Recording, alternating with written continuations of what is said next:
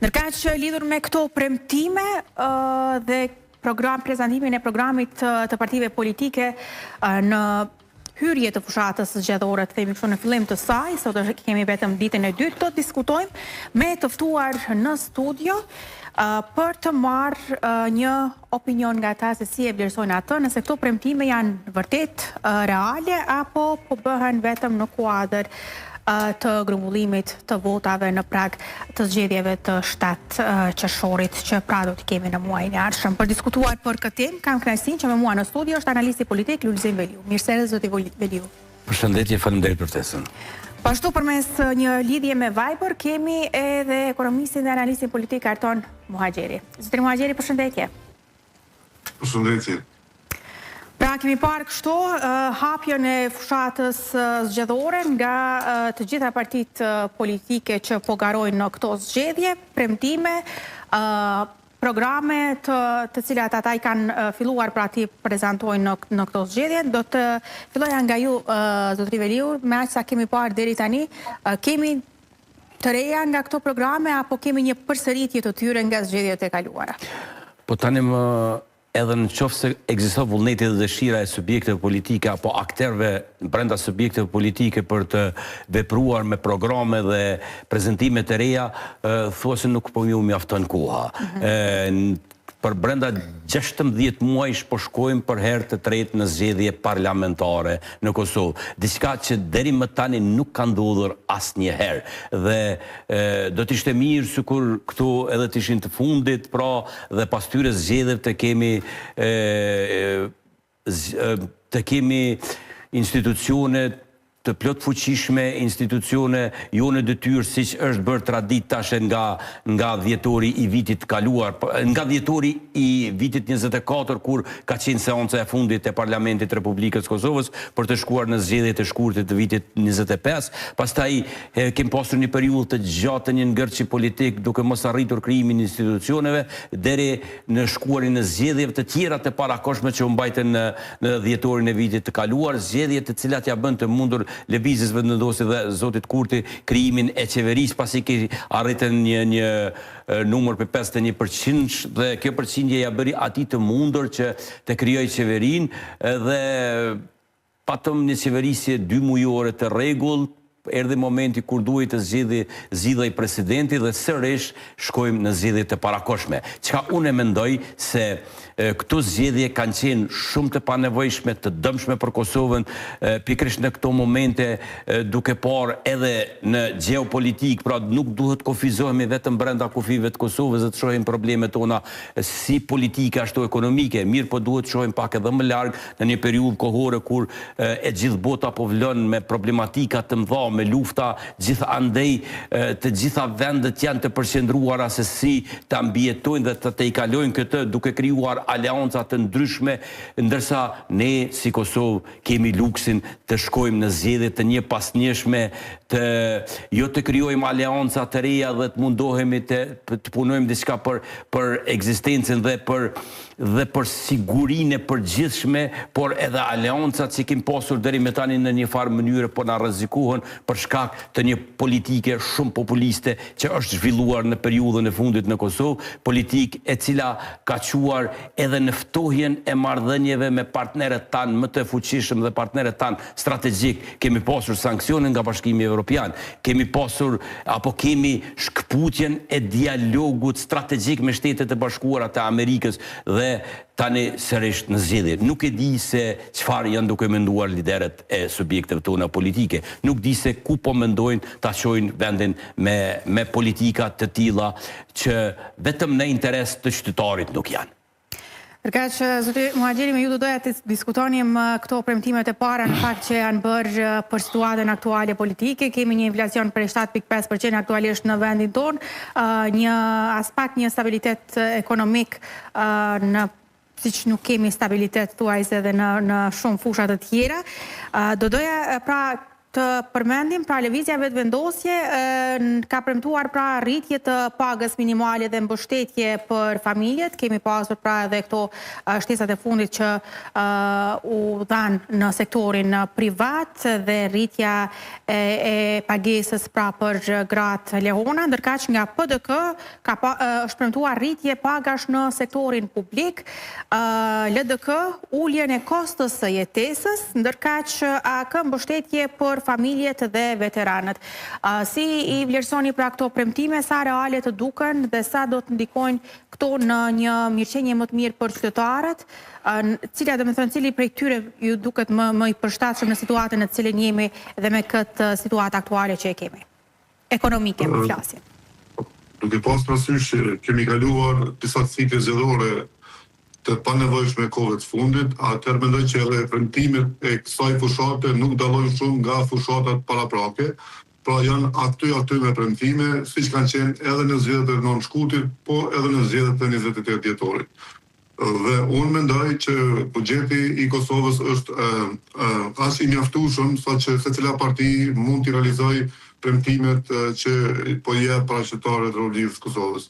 Këtë ajo që duhet të kenë lider politik në qoftë se nesër do të jenë në krye të shtetit ose të krye të qeverisë, është ajo që duhet kenë vullnet për të realizuar premtimet. Nëse kanë seriozisht premtimet janë të sinqerta, atëherë nuk ka mundësi askush të ndalë për të realizuar ato. Kujtoj kohën e para vitit 2019 kur qeveritë e kaluara me pak buxhet kanë realizuar edhe premtime më të mëdha, kanë rritur rroga 100%, pastaj 30%, kanë bërë investime kapitale që Kosova këto 6 vite pothuajse i ka haruar, por kujtojmë që buxheti ishte shumë herë më i vogël se ky që kemi sot. Prandaj, nëse kemi sot vullnet me këtë buxhet që Kosova ka në dispozicion, secili kryeminist i jashtëm që do të jetë pas datës 7 qershorit, mund të realizojë premtime që po jep sot, sepse nuk mund duket që janë premtime të paralizueshme, qoftë atyre që jep PDK-ja, qoftë LDK-ja, qoftë AKJ-ja, por edhe natyrisht partia në pushtet, e cila ka komoditetin më të madh për faktin se është në pushtet dhe natyrisht edhe mund të jap premtime më të mëdha duke qenë se ajo është tashmë në pushtet. Edhe po operon për një këndit të pushtetit. Nëse shohim në këndvështrimin tuaj si ekonomist, çfarë vlerësoni që mund të ketë një ndikim më të mirë për ekonominë e vendit dhe në këtë situatë pra që jemi edhe me këtë përqindje të lartë të inflacionit. Pra, mund të ndikojë më shumë një rritje pagash që është premtuar pra nga lëvizja vetëvendosje dhe nga Partia Demokratike e Kosovës, qoftë në sektorin privat apo publik, apo një ulja e kostës së jetesës që ka qenë një premtim themi nga LDK-ja, ndërka që nga AKJ përplaten mbështetje për familjet dhe veteranët. Çka i nevojitet aktualisht vendit tonë, cila do të ishte zgjidhja më e mirë? Në fakt do doja shumë të flisja sot kryesisht për problemet ekonomike, por nuk mund të flasim kaq thellësisht dhe kaq shpallësisht për faktin se nuk kemi stabilitet politik. Dhe kur nuk ka stabilitet politik, pastaj ekonomia është vetëm një zinxhir i një zhvillimi politik e që në fakt ne që nga shkurti jemi në blokadë totale dhe natyrisht këto premtime që po i japin partitë politike mund të ndodhin vetëm atëherë kur krijojnë institucione ka stabilitet politik dhe nuk ka blokada siç ka pas deri tash. Po, janë të mundura të gjitha, rritjet e pagave, rritjet e çmimeve, të cilat po ashtu ndikojnë në zhvillimin e inflacionit. Ajo që nuk ndikon në zhvillimin e inflacionit janë këto ndihma që po jep partia në pushtet, që ko pas kohë po i shon për qytetarët e Republikës Kosovës, e që në veçanti po i shon gjithmonë në situata para zgjedhjesh. Dhe kur ato i shon në situata se jemi pak para një feste të caktuar, siç ishte sot këtë herë në fundit festa e Kurban Bayramit. Ndërkohë, Kosova dhe besimtarët musliman kanë festuar 2 muaj më parë edhe Fitr Bayramin, për çka nuk i morën ato mjetet, sepse nuk ishte zgjedhje. Prandaj çdo improvizim i tillë të shpërndahet buxhetin në formën të paplanifikuar, të cilat mjete po shkojnë vetëm për konsum ditor, eventualisht po e shumica prej tyre që fatkeqësisht po dalin jashtë Kosovës, atë natyrisht kjo është siç e kemi thënë edhe në raste të tjera është vetëm ushqim i inflacionit dhe nuk e zbut atë. Dhe premtimet që krijojnë stabilitet, qoftë financiar për një familje në Kosovë, qoftë zhvillimin e sektorit privat, në veçanti sektorit prodhimit në Kosovë, dhe pastaj koncentrimin e investimit kapitale dhe strategjike në fushën e ekonomisë, atëherë mund bëhet fjalë që Kosova po bën hapa progresiv drejt një stabilitet ekonomik tek qytetarët e Republikës Kosovës. Por ajo duket larg të ndodhë, për faktin se ne jemi të ballafaqur me një krizë politike, e që shkaku saj jemi edhe në gjendje të rëndë ekonomike. Do doja të zotë Veriu ta diskutonim edhe këtë çështjen e stabilitetit në vendin tonë, që sigurisht që pastaj mungesa e stabilitet politik atakon shumë fusha, këtu mund të themi edhe siguri në vend, por edhe politiken e jashtme. Unë ndalesh atë premtimet tek siguria që kanë bërë partitë, do të thënë vetëvendosje, premton sovranitet dhe fokus në veri, ndërkaq PDK premton partneritet me NATO dhe SBA-n, po ashtu dhe LDK partneritet me BE-n dhe SBA-n, ndërkaq AK forcimi i ushtrisë dhe sigurisë. Si keni parë këto premtime në këtë? Po të gjitha për t'i dëgjuar janë të mira për veshin e elektoratit dhe simpatizantëve të partive të ndryshme. Dhe pikrisht kjo politik e partisë në pushtet për sovranitet në pjesën veriore të vendit e ka bërë që një pjesë e madhe e emergjentarëve e votojnë duke mos qenë të informuar me gjithatë se çfarë ndodh në Kosovë, e kanë votuar lëvizjen vetëvendosje dhe në të njëjtën mënyrë vazhdojnë ta votojnë, pasi që ajo pjesë e votuesve janë më tepër që e shohin çështjen nacionale se sa problematikat e përditshme që i kanë qytetarët në Republikën e Kosovës dhe mendojnë se me gjëra të tilla dhe veprime të tilla po zgjidhet çështja e veriu duke u thirrur edhe në çlirimin e veriut të Kosovës. Po sikur po harrojnë se Kosova është çliruar në vitin 99 dhe nuk e ka çliruar asnjërin nga subjektet politike, por është çliruar nga lufta fillimisht e ushtrisë çlirimtare, pastaj edhe aleatëve tan të cilët kanë intervenuar në Kosovë. Pra janë të mira, mirë po çka duhet dhënë prioritet, që unë mendoj se është marrëdhënia e patjetërsueshme me faktorin ndërkombëtar, me Aleancën Veri Atlantike, me Aleancën e NATO-s, pasi që ne si vend i vogël që jemi, sado që do të investojmë në mbrojtje, sado që do të investojmë në ushtrinë tonë dhe në armatim, nuk e arrim do ta sigurojmë vendin pa një aleancë. Aleancë të cilën e dëshiron populli i Kosovës dhe qytetarët tanë është aleanca e NATO-s. Pra, me patjetër duhet të kemi marrëdhënie të mira me partnerët tanë strategjik, por edhe me aleancën, duhet punohet sa më shumë që është e mundur dhe për të krijuar mundësinë që Kosova në një të ardhmen të jetë edhe pjesë e aleancës. Një gjë e mirë që mund të veçohet gjatë kësaj qeverisje të zotit Kurti është ndoshta aleanca ushtarake që është arritur në mes të Shqipërisë, Kosovës dhe Kroacisë, e cila edhe u duk se i dhimbti shumë Serbisë pasi që pati reagime të shumta rreth asaj aleance. Unë mendoj se ajo duhet mirëmbajtur, duhet ushqyer dhe duhet me patjetër të respektohet dhe të quhet në faza tjera, gjithmonë me synim që Kosova një ditë të jetë antare e NATO-s. Përfitues më i madh i kësaj aleance, pra Shqipëri, Kosovë, Kroaci, është Kosova, pasi që të dy vendet janë antarët e NATO-s dhe Kosova përveç tjerash, përveç sigurisë, mund të përfitojë edhe në përvojën e këtyre vendeve ballkanike, të cilat tani më janë pjesë e NATO-s dhe të trazojë rrugën e tyre që një ditë të jetë pjesë e Aleancës Veri Atlantike.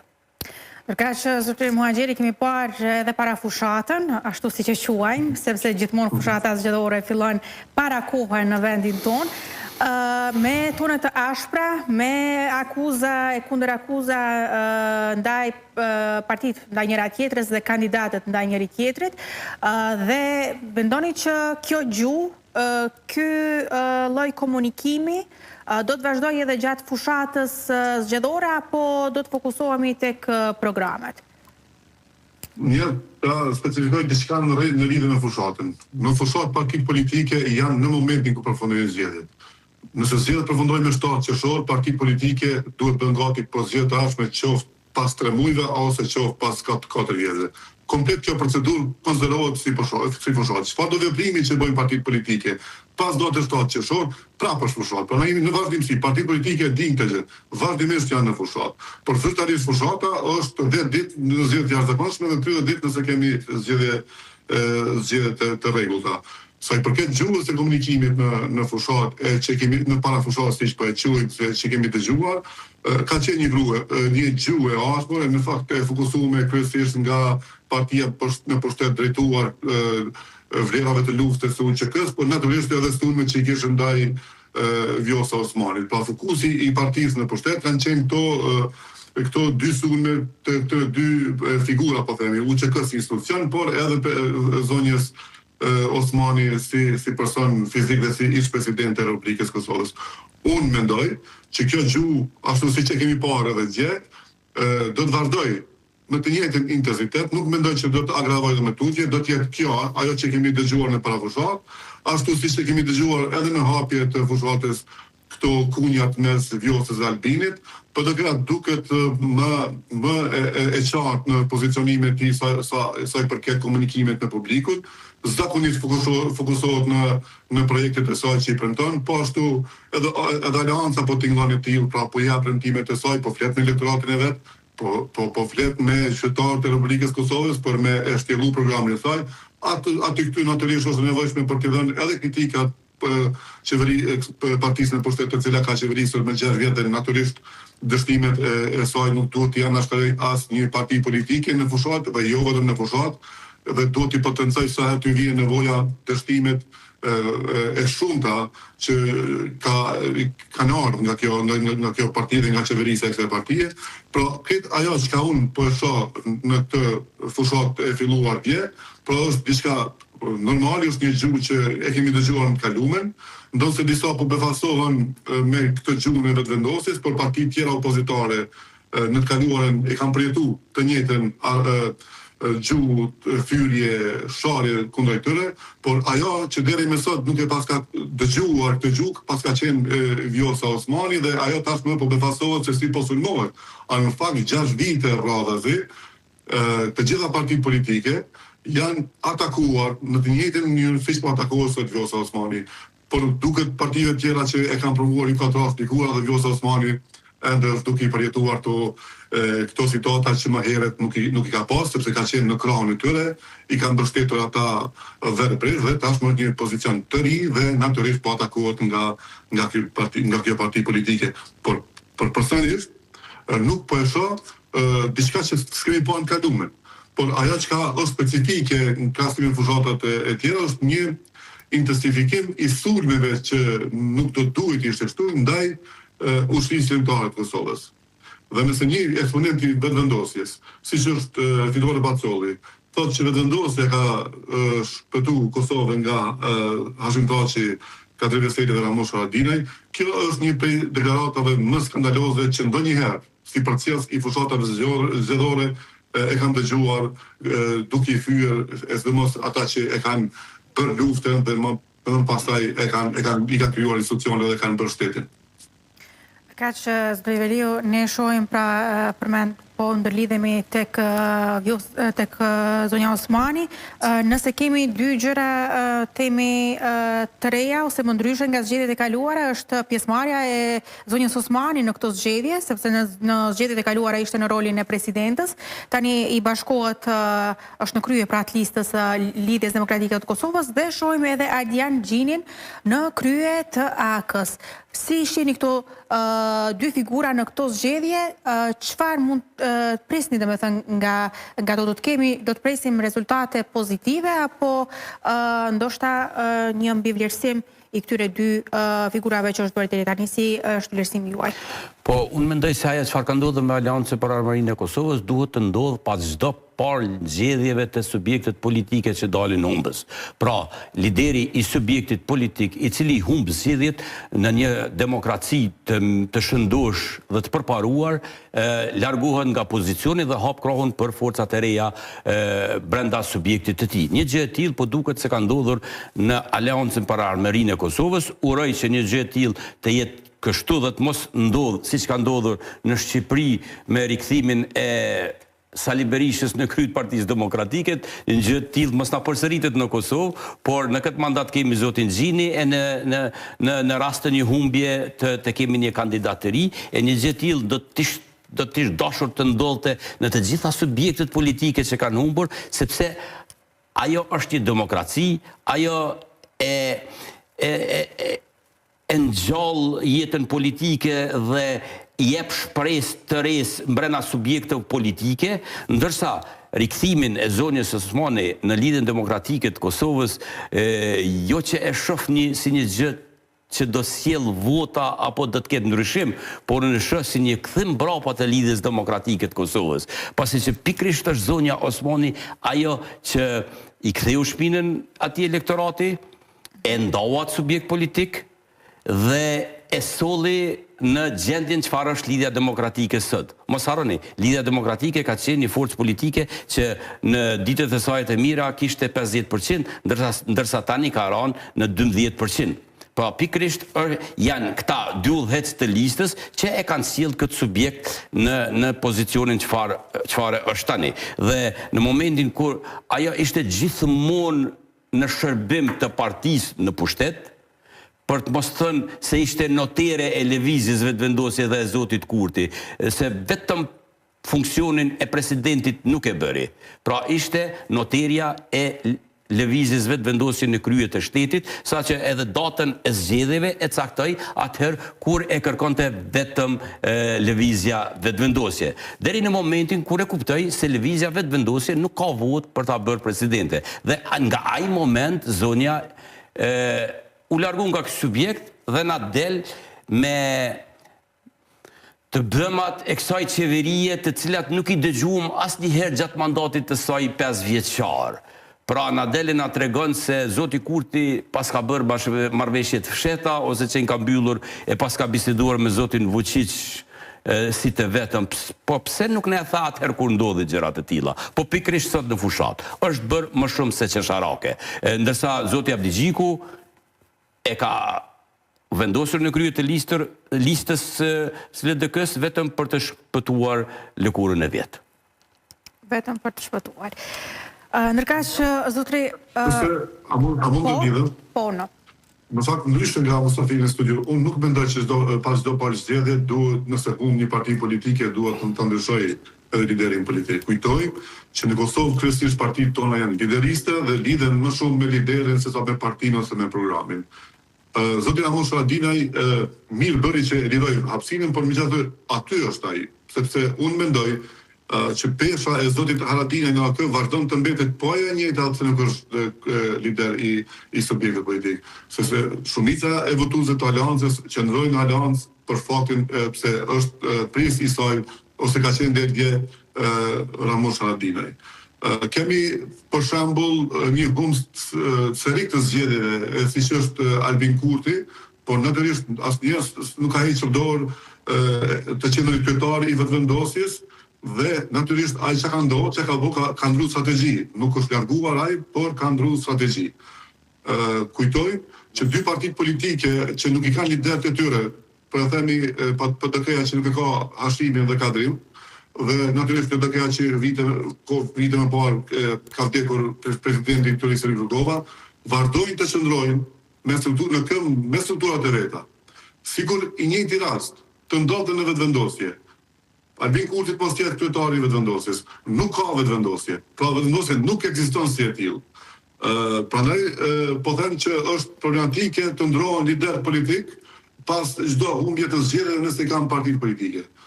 Ata mund ndryshojnë më vonë dikur, por mund të aprovojnë të ndryshojnë strategjinë e fushatës, e të bërit politik dhe organizimin strukturor. Por jo domosdo të largohen nga drejtimi i partive të tyre politike. Këtu unë e shoh një ndryshim nga ajo çfarë thotë zoti Muhaxheri, pasi që është mëse e vërtetë se zoti Kurti ka humbur disa zgjedhje.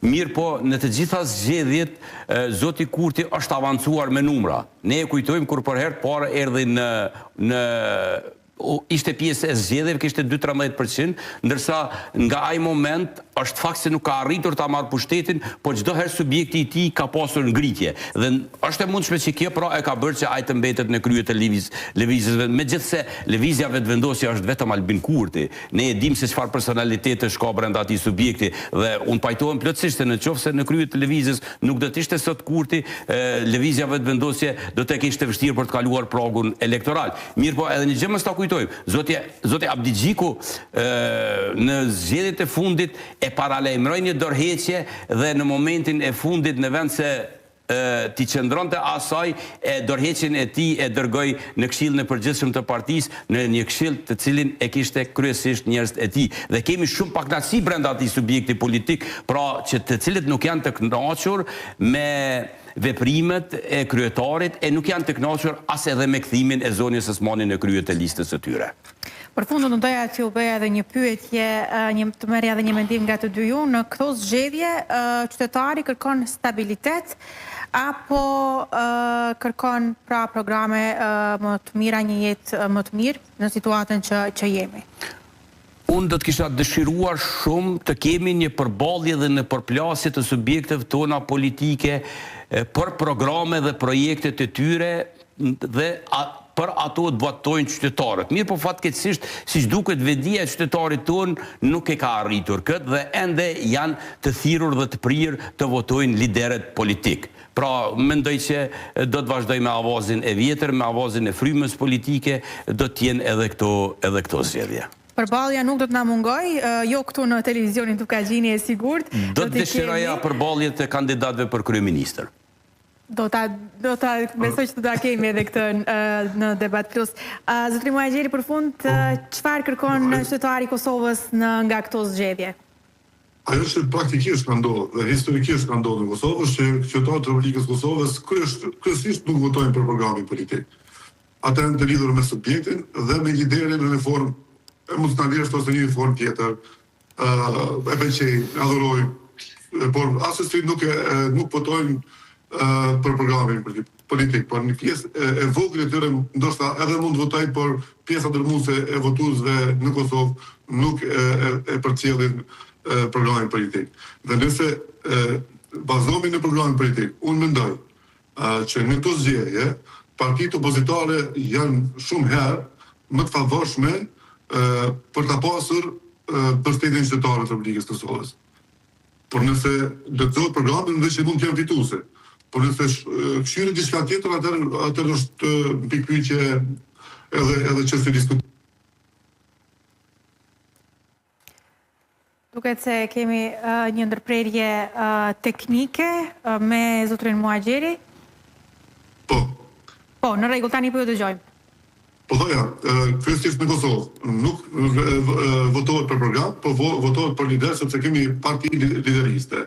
Nëse do të votohet për program, unë mendoj që partitë opozitare kanë shumë herë program më të mirë se partia në pushtet, edhe pse ishte në pushtet 6 vite, por programin më i pasur, sipas pinjeve të mia, edhe ndoshta pse jam i gjatë e shoh në këtë formë, janë partitë që orientohen ka zhvillimi, stabiliteti politik, stabilitet ekonomik, ajo që më shumë sot i duhet Kosovës. Gjithçka tjetër që ofron partia në pushtet, mendoj që nuk janë të nevojshme për Kosovën, e sidomos për ta shndruar Kosovën në një shtet social, e që më së paki na duhet në këto momente. Kem nevojë për të qenë shtet zhvillimor dhe me orientim nga Bashkimi Evropian dhe Shtetet e Bashkuara të Amerikës.